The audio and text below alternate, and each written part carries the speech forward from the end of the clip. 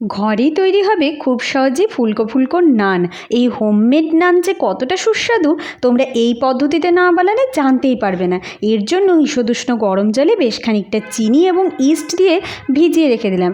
ইস্টটা খুব ভালো করে অ্যাক্টিভেট হয়ে গেলে বেশ খানিকটা ময়দার মধ্যে পরিমাণ মতো লবণ, গুঁড়ো দুধ আর আগে থেকে মেল্টেড বাটার এবং ওই ঈষদুষ্ণ ইস্টটা দিয়ে ভালো করে একটু একটু করে মেখে নিতে হবে। এখানে আলাদা কোনো জলের কিন্তু প্রয়োজন নেই। 1.5 ঘন্টা পর ঢাকা সরিয়ে নিলেই দেখতে পাবে এটা অনেকটা সফট হয়ে গেছে। এবারে একটু একটু করে বড় বড় লেচি কেটে তোমার ইচ্ছে মতো শেপে বেলে নিতে পারো। আমি এখানে ওভাল শেপে বেলেছি, তোমরা চাইলে গোলও করে নিতে পারো। সামান্য একটু লঙ্কার গুঁড়ো আর কাসুরি মেথি আর একটু সাদা তেল ওপর থেকে ছড়িয়ে দিয়ে একটা সাইড ভালো করে সেঁকে নেওয়ার পর অপর সাইডও সেঁকে বাটার ব্রাশ করে নিলে রেডি হোমমেড নান।